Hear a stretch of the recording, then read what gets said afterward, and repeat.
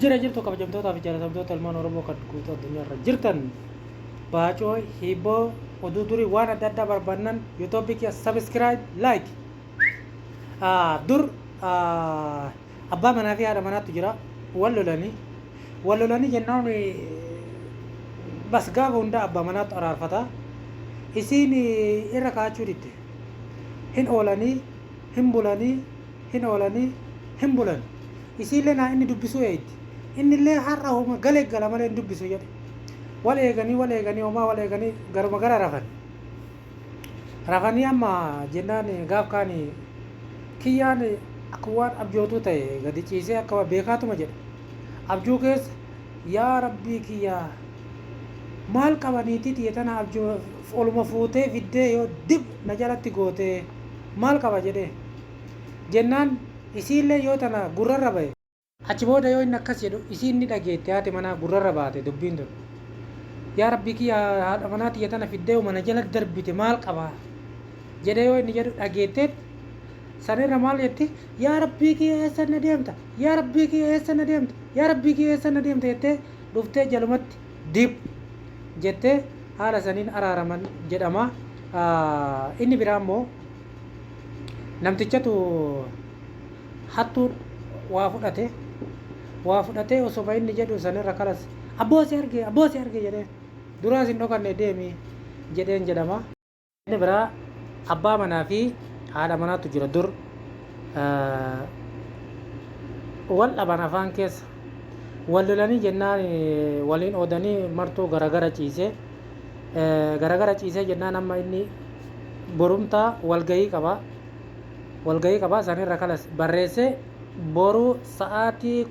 tokko yoo ta'u nakaasi jedhee barreeffamaan barreessee mataa isii dura kaa'e barreeffamicha akka isiin argitu barreessee beeke barreeffamicha fuutee dubbistee sanirra sa'aatiin ga'ee jennaan isiilleen waliin oodanii beekaa kan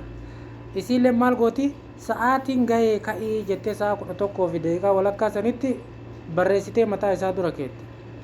keettee jennaan sanirra achi ol ka'ee jennaan mana hin kaasiin jedheen ati afaan innatti himne barreessitee achi keette anillee barreeffamaan ka'isiin jedheni maal haa godhu jetteen jedhama. Inni biraa mastaawotii wannoo jiru kana keessa haati manaa dadhabbii qabdi mastaawotiin awwaara qabdi mastaawotii keessatti of laaleet itti toluu didde mastaawotiin tun awwaara qabdi isiillee qulqulleessi jechuun illee sodaate ofillee qulqulleessuuf keessa yaani mala dabbare na fakkaate sanirra barreeffama kanarratti isiin awwaara qabaa jettee isiin nazzabtuuf I love you jedhee irratti barreesse mastaawoti irratti awwaara irratti barreessee jennaan isiilleen I love you too jettee barreessiteef jedhama. Inni biraa waraabessatu kuruphee ari'ee kurupheen sirritti fiidi kuno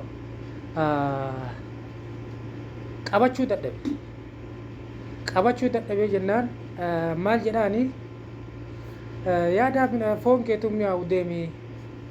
jedheen jedhama. Yaani waanuma ari'ee qabachuu dadhabee akka isii qabachuu hin dandeenye waan beekuuf sababa foon kee mi'aawu jedheen jedhama. Yuutuubii kiyya sabiskiraayib laayikii godha barnoota adda addaa waan adda addaa wal barsiifna ka beeku